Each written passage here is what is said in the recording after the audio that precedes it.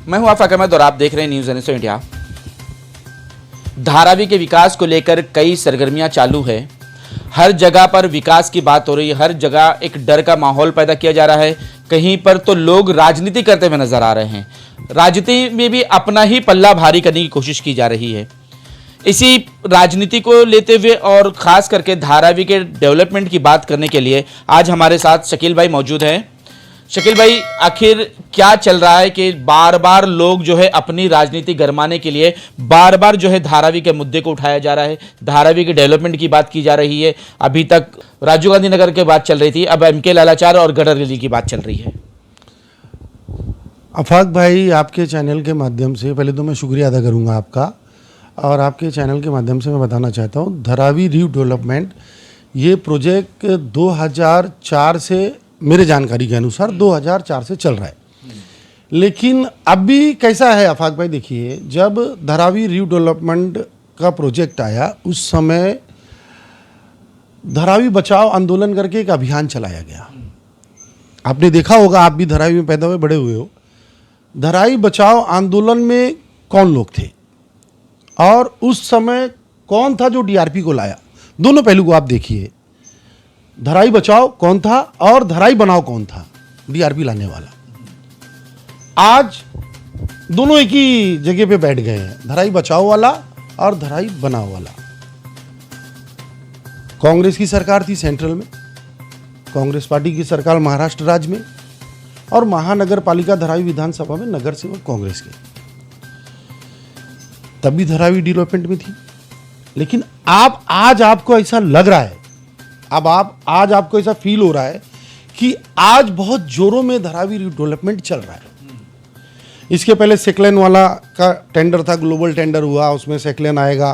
फिर अभी अडानी जी आ गए हैं। अभी ये इल्ज़ाम लगाया जा रहा है कि अडानी बहुत बड़ा आदमी है और वो मोदी का आदमी है और ये धारावी वालों को बाहर फेंक देंगे।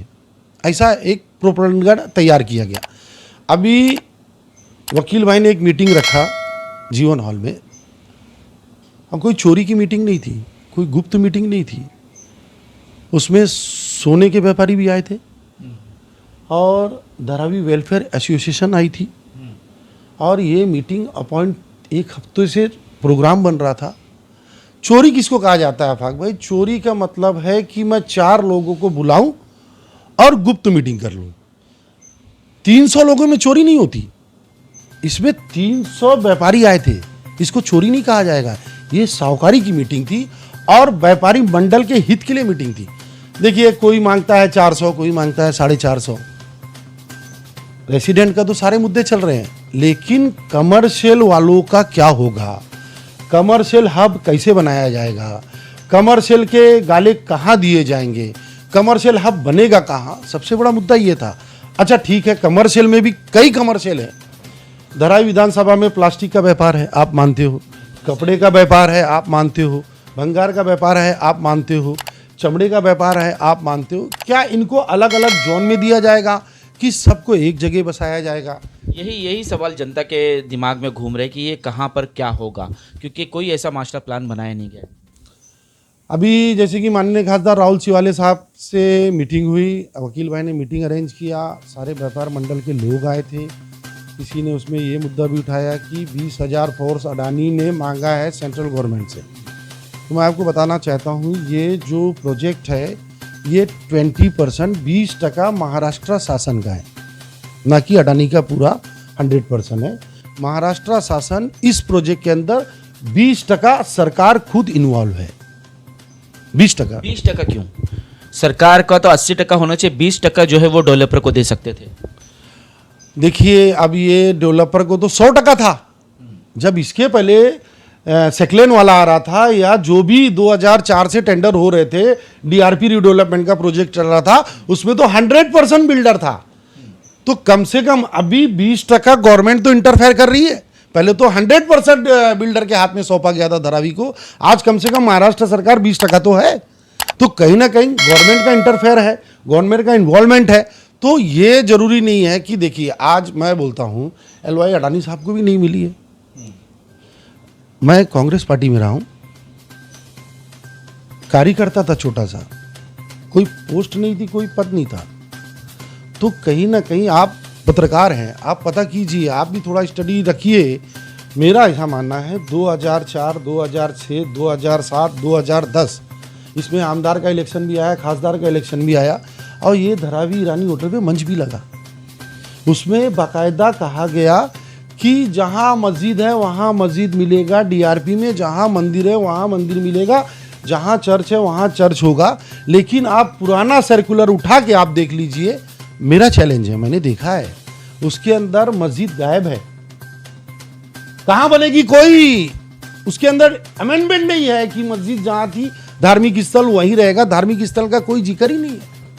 आफाक भाई आप पढ़ लीजिए, मैं झूठ नहीं बोल रहा हूं, मंदिर का जिक्र नहीं, मस्जिद का जिक्र नहीं, लेकिन वोट लेने के लिए राजनीति डीआरपी पे बराबर हुई, दिखाया गया, स्क्रीन लगाई गई, बड़ी बड़ी गाड़ियां घूमी और मैंने भी ताली बजाया कि हमारी जहां मस्जिद है हमको वही मिलेगा। लेकिन वर्बली था, वो एक भाषण था, चुनावी जुमला था, गुमराह करने का भाषण था, हमने भी तालियां बजाया है।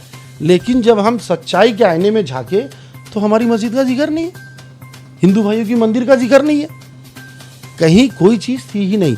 और धारावी जब पहले 2004 में है ना सेक्टर वाइज थी। अभी आफाक भाई सुनिए, गवर्नमेंट की जो रेलवे की जमीन है, अभी आपने सवाल किया मुझसे, एमके लाला चाल का एक विषय आया कि एमके लाला चाल की 13 तारीख को लॉटरी है, बराबर है। अब सब तरफ से मांग है कि धारावी के लोगों को धराई में दिया जाएगा, बिल्कुल सही है, धारावी के लोगों को धराई में देना चाहिए, क्योंकि धारावी हमारी भी जन्मभूमि है, हमारी कर्म भूमि है, हमारे बाप दादाओं ने धारावी को बसाया है, आपके भी बाप दादा ने धारावी को बसाया। कीचड़ हुआ करते थे चमड़ा बाजार में, ये अकबर भाई लोग सब है, हम भी यहीं पैदा हुए, यहीं बड़े हो गए। आप देखोगे धारावी तो पहले बड़े बड़े अधिकारी है, धारावी 60 फीट रोड से जब जाते थे तो लोग के पास शौचालय नहीं थी, रोड पे बैठ के शौचालय करते थे, वो दिन थे धारावी के। आज धारावी एशिया की सबसे बड़ी झोपड़पट्टी है और पूरी दुनिया की नज़र में कहीं ना कहीं धारावी है। तब भी धारावी चर्चे में थी, आज भी धारावी चर्चे में है। मैं आपसे सवाल पूछता हूं, कोई पॉलिटिकल होके नहीं पूछ रहा हूं। सबसे पहले ये पात्र अपात्र का मेरे पास एक लेटर है, आज ही वायरल हो गया, ये लेटर को आम किया गया, क्योंकि आज माननीय खासदार राहुल सिवाले साहब का लेटर भी वायरल हुआ, तो जवाब में कांग्रेस पार्टी का आमदार वर्षा गायकवाड का लेटर भी वायरल हुआ। अब ये लेटर में क्या मेंशन है, ये लेटर 3 महीना पुराना है, 11 फरवरी का लेटर है। उस लेटर में एमके लाला चाल के लोगों को पात्र जो अपात्र हुए वो लेटर है, ठीक है आफाक, ठीक है, आपने दिया होगा उसमें, लेटर में मैं पूरा पढ़ा नहीं, मेंशन होएगा कि धारावी के लोगों को धराई में दिया जाए। तो ये 3 महीने बीत गए ये लेटर को दे के, पात्र अपात्र भी हो गया। उसके बाद 2 दिन पहले महानगर पालिका की तरफ से बस वही कह रहा, एक नोटिस भी आती है, एक नोटिस आती है उसके खिलाफ। हाँ, उसके ये लेटर जाने के बाद भी, लेटर जाने के बाद, आपकी सिफारिश पत्र होने के बाद, लोगों को पात्र अपात्र करने के बाद एक लेटर, आज 2-3 दिन पहले एक नोटिस जारी होती है। नोटिस में बाकायदा ये होता है कि 13 तारीख को आपकी लॉटरी है, 13 तारीख को आपकी लॉटरी है, 13 तारीख को आपकी लॉटरी है और आपके लिए फ्लैट तैयार है, एज फॉर रेडी पोजीशन है। आपको कहीं ना कहीं माहुल गांव जाना पड़ेगा। आफाक भाई आप जानते हैं माहुल गांव में 5000, 3000, 4000 फ्लैट रेडी है, लेकिन कहीं ना कहीं वो कोर्ट में मैटर गया कि वहाँ रिफाइनरी है, डंपिंग है, प्रदूषण है, ये मैटर कोर्ट में भी गया कि क्या हमारी धारावी के लोग वो जहरीली गैस में हमारे मासूम बच्चे जाने के लिए तैयार हो जाएंगे। और आप आमदार हो, एमएलए हो, मैं किसी का नाम नहीं लेता हूं, आपके दिल दिमाग में उस समय कहां थी धारावी रीडेवलपमेंट? क्या आपको इल्म नहीं था कि धारावी डेवलपमेंट में है, धारावी के लोगों को धारावी मिलना चाहिए? और 3 महीना हो गया, ठीक है, धारावी के लोगों को धारावी मिलना चाहिए, तो धारावी के लोगों को धारावी में इंतजाम कहां है, मुझे आप बताइए। आज खटिया वाला टूटता है, मैं कोई जातिवाद की बात नहीं कर रहा हूं, खटिया वाला का डेमोलिशन होता है जो फुटपाथ के ऊपर था, उसको नेत्र वाले में दे दिया जाता है, वो ठीक है, वो धारावी के लोगों को धारावी में मिला। लेकिन नौरंग कंपाउंड में भी हुआ, वो भी धारावी वाले को धारावी में नहीं मिला। आफाक भाई आप देखिए, मैं आपको वही बोलना चाह रहा हूं कि पॉइंट ये है कि जब नौरंग कंपाउंड टूटा, पाइपलाइन को लग के झोपड़े थे, उसमें व्यापारियों के 50 लाख के गाले थे, वहां भी वादा किया गया था, 50 लाख के गाले थे उस समय। मैं आपको याद दिला दूं, सेंट्रल दिल्ली में कांग्रेस सरकार थी, महाराष्ट्र राज्य में कांग्रेस सरकार थी, एकनाथ गायकवाड़ साहब खासदार थे, आमदार वर्षा गायकवाड़ थी, महेंद्र शिंदे नगर सेवक थे। उस समय ज्यादातर नगर सेवक कांग्रेस के ही थे। उस समय भी, उसके पहले, मैं उसके पहले की बात कर रहा हूं भाई, मैं टूटने की बात नहीं कर रहा, उसके पहले की मैं कार्यकर्ता था, ताली बजाता था। उस समय ईरानी होटल पे मंच लगा, मंच पे बकायदा बोला गया धारावी के लोगों को धारावी में ही मिलेगा। हमने तालियां बजाया और वोट दिया कि धारावी के लोगों की हित की लड़ाई लड़ी जा रही है, आमदार लड़ रहा है, खासदार लड़ रहा है, नगर सेवक लड़ रहा है। फिर हमारे लोगों को लल्लू भाई जाने के लिए कौन मजबूर किया? वो वादे कहां गए? धराई की ज्वाइंट मीटिंग कौन लेता था? डीआरपी की मीटिंग का सरबराह कौन था? मेरा उनसे सवाल है। फिर ये लल्लू भाई के लोग, नौरंग कंपाउंड के लोगों को लल्लू भाई में क्यों भेजा गया? आप कभी उनके दिल से पूछे? उसके बाद यह वादा किया गया कि आप लोगों को हम धराई में लाएंगे।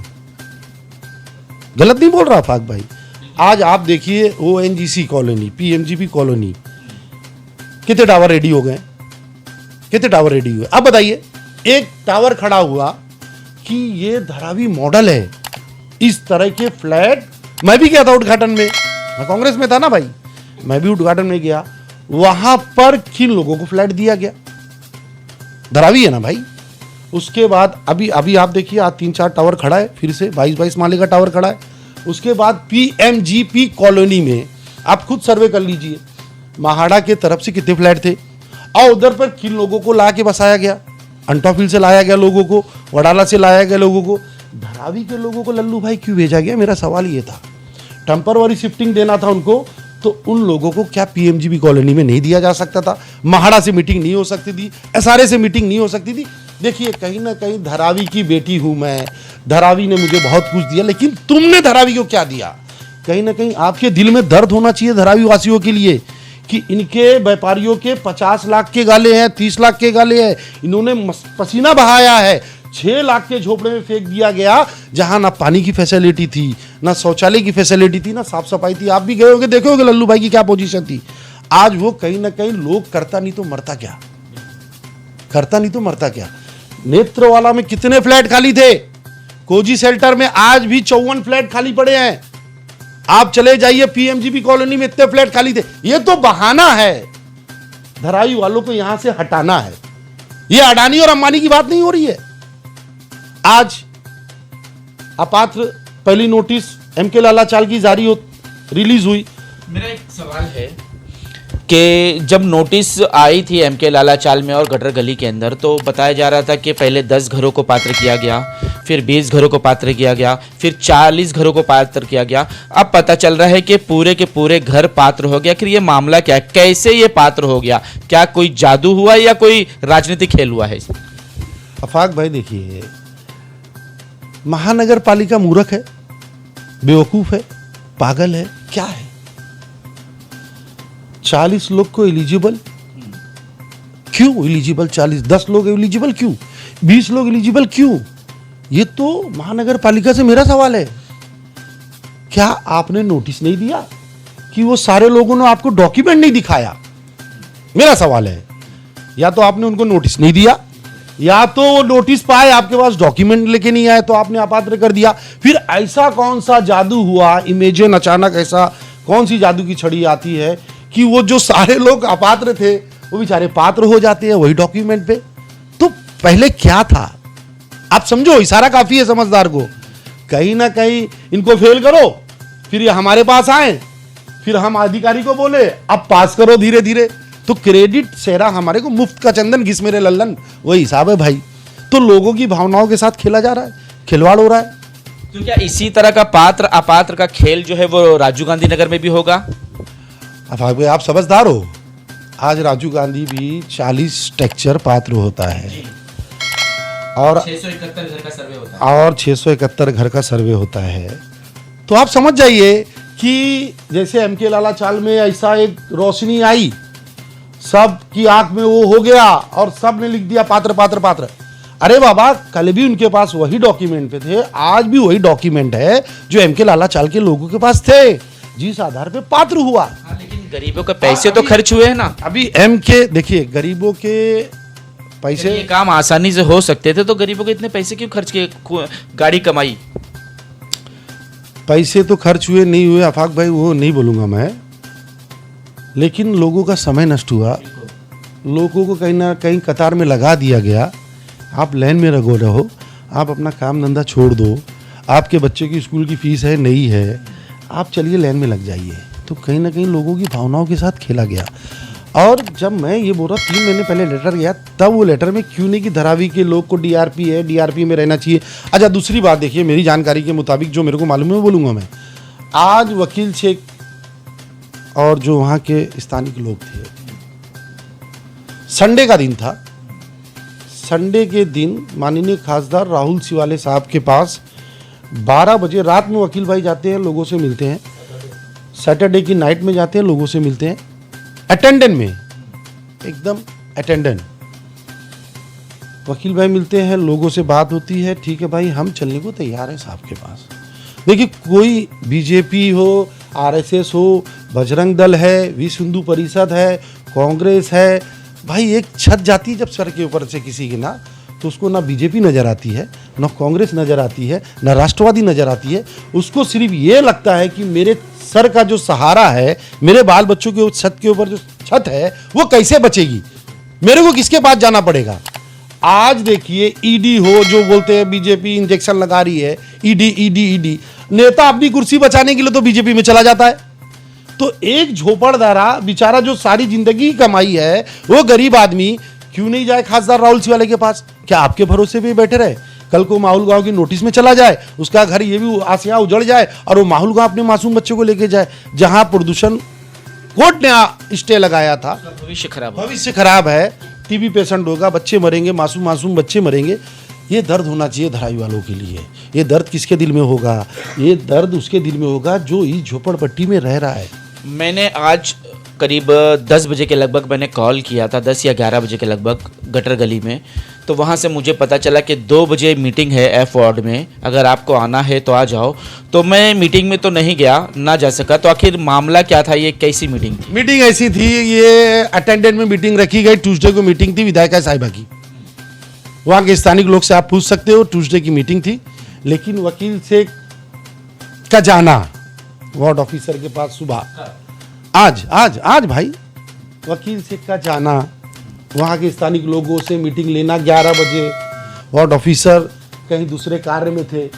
भाई देखिए, सत्ता की बात है, आज वो रूलिंग पार्टी में है, तो कहीं ना कहीं मैसेज गया कि रूलिंग पार्टी के नगर सेवक आए हैं, और तो वार्ड ऑफिसर को आना पड़ा भाई। पावर बढ़ गया ना, डबल पावर हो गया। तो यही नगर सेवक थे राष्ट्रवादी के, वकील शेख जाते थे तो कहा जाता था कि साहब 4 बजे आएंगे, आप 4 बजे आइए। आज ऐसा क्या है कि वार्ड ऑफिसर को आना पड़ता है? ये क्या है? किसके लिए गए थे और क्या करके आए? वार्ड ऑफिसर ने साफ शब्दों में कहा कि संडे के दिन माननीय खासदार राहुल सिवाले साहब का फोन आया था, और ये जो आप नोटिस देखिए, हॉलीडे का दिन है, काम करने वाले के लिए कोई हॉलीडे नहीं होता, नहीं काम करने वाले के लिए वेडनेसडे, थर्सडे, फ्राइडे ये सब होता है, लेकिन काम करने वाला आदमी ना उसके लिए कोई संडे होता है ना कोई मंडे होता है। उसी टाइम मेरे सामने ऑन द स्पॉट ये भी थे, फोन लगाए, बोले सबसे पहले तो जो डीआरपी की 13 तारीख को आपने गटर गली की नोटिस दिया उसको कैंसिल करो, कोई लॉटरी नहीं होगी, और धरावी के लोगों को धराई में दिया जाएगा डीआरपी के माध्यम से, मार्फत से। उसके लिए मेरे को जहां जाना है, मुख्यमंत्री के पास जाना है मैं मीटिंग लूंगा, एडिशनल कमिश्नर के पास बैठना है मैं मीटिंग लूंगा, डिप्टी सीएम के पास जाना है मैं जाने के लिए तैयार हूं, मैं मीटिंग लूंगा, लेकिन अभी सबसे पहले आप लॉटरी को रद्द कीजिए। तो उन्होंने कहा वकील भाई को और सारे लोगों को भेज दीजिए, लॉटरी हम रद्द कर देंगे। ये इंफॉर्मेशन तो मिली जाती है सबको। तो कहीं ना कहीं अब बेचैनी, क्रेडिट शेयर, अब क्रेडिट की बात आ गई कि अरे अपनी तो नाक कट जाएगी। तो क्या है भाई, वार्ड ऑफिसर से बड़ा कौन? डीएमसी। आप डीएमसी के पास चल दिए, जबकि आपको परसों जाना था, कल जाना था, आज नहीं जाना था। ठीक है, कंपटीशन कर रहे हैं, बिल्कुल होना चाहिए, मेरा ऐसा मानना है। वकील से एक छोटा सा नगर सेवक है, अगर वो करता है तो आप बड़े पावर पे हो, आमदार हो, आपको भी करना चाहिए, और काम के लिए, लोगों के हित के लिए कंपटीशन होना भी चाहिए। वेरी गुड, लोगों का फायदा हो रहा है, हमारे लोगों का काम हो रहा है, जो सोता हुआ इंसान जाग रहा है, हमने कहीं ना कहीं नींद से बेदार कर दिया, एसी में बैठने वाले को हमने रोड पे ला दिया, लोगों के बीच में खड़ा कर दिया। हमको इस बात की खुशी है, लोगों का काम हो रहा है। कोविड के बाद एक बैनर देखा था कि थैंक यू मोदी जी। अब वही एक बैनर चल रहा है कि तहे दिल से शुक्रिया ताई के धारावी वासियों को धारावी में ही घर मिलेगा। ये पहले कहाँ ये बैनर चला गया था? क्या वो नौरंग कंपाउंड वाले धारावी के नहीं थे? वहां तो वादा किया गया था हम वापस लाएंगे। कहाँ गया था वो बैनर? शुक्रिया कहाँ चला गया था? कभी उनके दिल से पूछे? आज ऐसा कौन सा चमत्कार आ गया? तब तो आप मिनिस्टर, आपका बाप खासदार, सेंट्रल में कांग्रेस, स्टेट में कांग्रेस, तब ये शक्ति कहाँ थी? शक्ति गायब थी क्या? तब तहे दिल से शुक्रिया कहाँ चला गया था? ये शब्द कहाँ गया और ये बैनर कहाँ गया था? आज देखिए, वकील शेख और वहां के लोगों की मैं तहे दिल से शुक्रिया अदा करता हूं कि इनके पहल से, मैं बोल रहा हूं आफाक भाई, कोई पॉलिटिशियन होने के नाते नहीं बोल रहा हूं, एक जो सच्चाई है उसको बयां कर रहा हूं। मैं सबसे बड़ी क्रेडिट माननीय खासदार राहुल सिवाले साहब को देना चाहता हूं, दूसरे नंबर पे वकील भाई को देना चाहता हूं, और उसके बाद मुश्ताक भाई जो भी है, अजमेरी ग्रुप है ये, और वहां के स्थानिक लोग को मैं सबसे बड़ी क्रेडिट देना चाहता हूं, जो एक जबान पे गए और उन्होंने वार्ड ऑफिसर को साहब ने फोन किया और वो डिस्क्वालीफाइड हो चुका था उसी टाइम, लॉटरी को आश्वासन मिल चुका था। तो ये राजनीति है धारावी की कि मैं बड़ा और तू बड़ा, मैंने काम किया नहीं इसने काम किया, उसने नहीं मैंने काम किया। ये काम के मामले है, होड़ लगी हुई है, हर कोई चाह रहा है कि उसका नाम हो, उसकी राजनीतिक कद बढ़े ताकि वोट बटोरना है आने वाले दिनों में। लेकिन जो काम करता है उसका काम बोलता है, जनता कहती है और जनता बताएगी आने वाले दिनों में कि किसने काम किया है और किसको वोट देना चाहिए और किसे जीत के लाना चाहिए। ये तो आने वाले दिनों में पता चलेगा कि किसने काम किया है। लेकिन आपसे निवेदन है कि आप देखते रहें हमारा चैनल और हमारे चैनल को जरूर सब्सक्राइब करें और लोगों तक ये वीडियो पहुंचाएं ताकि लोगों तक सच्चाई पहुंच सके। आज तक के लिए इतना ही। देश विदेश की खबरों के लिए देखते रहें न्यूज़ NSO इंडिया।